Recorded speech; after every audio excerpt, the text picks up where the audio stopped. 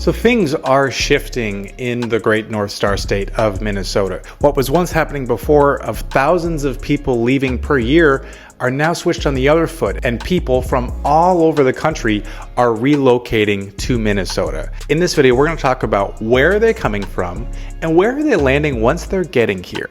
Minnesota lost residents for the last 7 straight years, and then in the 8th year, it switched. Something just stopped. And last year, Minnesota saw a net gain of 8,300 people. That is the first positive migration since 2018. And the states that they're coming from, they might surprise you.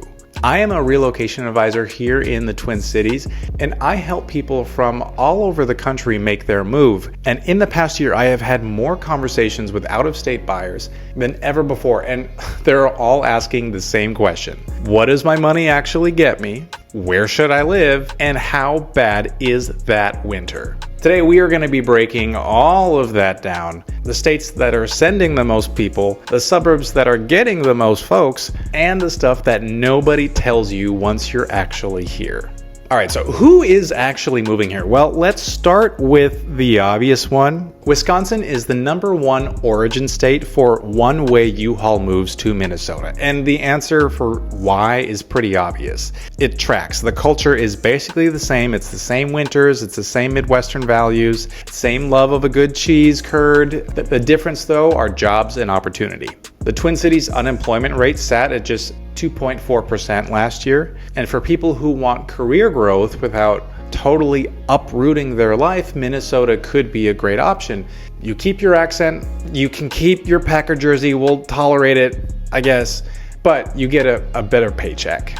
Now, next up, Illinois, specifically Chicago. So Chicago is actually the #1 origin metro for folks that are moving to Minnesota. Illinois loses tens of thousands of residents annually. It is consistently one of the highest outflow states in the country. And the reason here, it's pretty straightforward. I don't feel like you have to be an Illinois expert to kind of know what's happening. There's career opportunities elsewhere, and you still get big city access. We have 17 Fortune 500 companies headquartered right here in the Twin Cities, ranging from United Health Group to Target to Best Buy to 3M, a huge deal for corporate relocation. You get all of that here without the Chicago price point. And then it's like our dear little cousin that we get to see, like, oh, you're so adorable, Iowa. Des Moines is a top origin metro that is sending people to Minnesota. And I think of these as metro upgrade buyers. They are stepping up from a smaller market into a major one. And salaries are meaningfully higher here, especially in healthcare. And the best part, they're still close to home. It's not like they're moving across the country. Okay, but here is where it gets interesting. Texas to Minnesota. I know, I did not see this one coming either. But here's what's happening. Several of the state's biggest employers that I was mentioning before, United, Best Buy, C.H. Robinson, they all have operations in Texas. So corporate transfers have been consistently happening between these two markets for the past several years. But beyond corporate moves, there is a growing number of Texans that are sick of the extreme heat.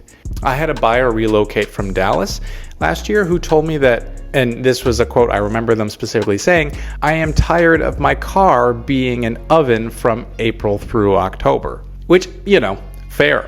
I wouldn't want that either. Also, this comes up more than you think. Some of them are moving because they are also done with the wildlife that is down there. We do not have, I feel like, the dangerous level of wildlife that you would have to deal with in the South. Minnesota's most dangerous animal is arguably a mosquito or a passive-aggressive neighbor. Yeah, but yes, the mosquitoes are bad, but, they don't have venom, so upgrade. And then there is California. According to U-Haul's 2025 mid-year report, California ranks in the top 10 from one-way moves to Minnesota. Now, once you see the numbers, it does make complete sense from a financial perspective. In cities on the California coast, 800,000 gets you like a 1 or 2 bedroom condo, and that's it. And then Eden Prairie or Minnetonka, that same 800,000 gets you like a brand new construction house with all the amenities and more amenities that you can count.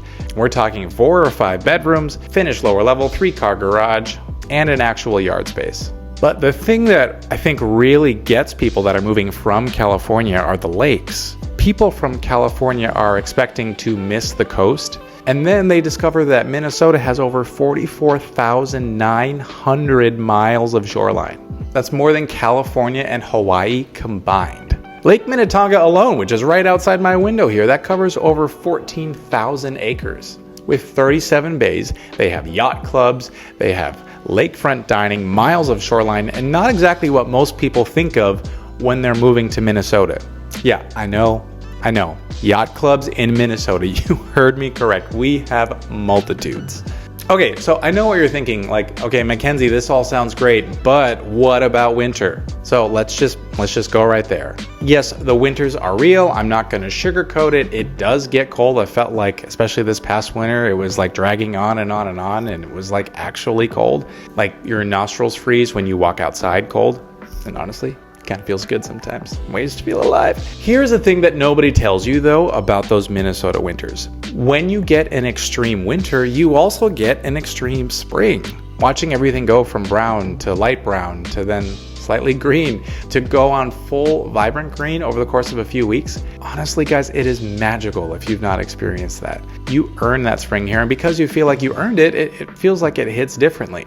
And then summer rolls around and oh my God, you guys, it is like a legitimate paradise. You've got high 70s to high 80s. You've got lakes everywhere. You've got trails everywhere. You've got patios everywhere. You've got six-packs galore. Speaking of six-packs, by the way, did you know that Minneapolis was rated the 6th fittest city this past year? Huh, I gotta pick up a six-pack. I don't know where everybody's been hiding them. We are in the top 30 happiest cities in the world. We've got the Walker Arts Center, the Guthrie, James Beard Award-winning restaurants. This is not a flyover state. This is purely a destination. And then the fall, the color shift lasts around 45 days. It starts from up north and then it starts to roll its way down. You can go leaf peeping, which is going looking at all the different colors. It is one of the most beautiful things I've seen, and I try to do it every year because it is so stunning. So when people ask me about winter, I say this: you do not move in spite of the seasons, you move because of it. You move here because there are very few places in the country where you get to experience 4 real distinct seasons. And if you are the kind of person that wants that, guys, there's nothing better. All right, so now you know who is coming and why, but let's talk about where they're going, because each group is gravitating towards specific places and specific suburbs based on what they're looking for. So Eden Prairie is a #1 landing spot for California, Illinois buyers right now. It sits around 15 miles south of downtown, and the median home price is sitting anywhere from the mid-4s to, you can go upwards in the high new construction price range. There are some that are sitting in the low millions, by the way, for that if something you choose to do. But here's why most people love it. This city, it's master planned with over 1,000 acres of parkland, and there's more than 225 miles of trails. So Bryant Lake Regional Park has swimming access and boat access. Staring Lake Park is perfect for kayaking and paddleboarding. They have an astronomy observatory, which is really cool, which I think is one of the coolest things in the entire metro that just frankly nobody seems to talk about. And the dining scene is actually pretty good there. They've got great restaurants like Brick and Bourbon. Of course, they've got Redstone and Crave, which Crave, honestly, I feel like while it's chain, I feel like it has some of the better sushi variety that's more higher end here in the Twin Cities. For California buyers, though, especially, the value comparison is what's left hard to believe. Homes that are moving in about 55 days are a solid chunk of that. So it is less competitive, and it's nothing like where they came from. By the way, if you're in the Bay Area, I still need you to pick your jaw off the floor once you heard about that average price point. So Minnetonka, though, that's where the higher earning buyers are landing. The overall median price is in the low 500s, but on Lake Minnetonka itself, you're gonna probably start somewhere between the 1.2 to 1.3 million. And by the way, 2 million is the median for that. In February of 2026, the average sales price on the lake was over 4 million. Well, shameless self-plug, we have the Lake Point Estates, which is a $50 million estate that is on the shores of Lake Minnetonka. There are plenty of videos online about it. I highly recommend that you go and take that tour because it is absolutely jaw-dropping. There's not many times where I myself as a real estate advisor have my jaw on the floor. There, I definitely do. So in Minnetonka, you have the yacht clubs, you have the public beaches, you've got charter operations, and you've got walkable lakefront property. You've got walkable waterfront towns. Wayzata has this incredible lakefront feel. Excelsior also has a historic, more like sleepy beach town feel. It's great dining and it's a walkable downtown as well. These suburbs are perfect for California relocators. They're gonna feel at home here for sure. Now, Bloomington is more of an accessible starting point.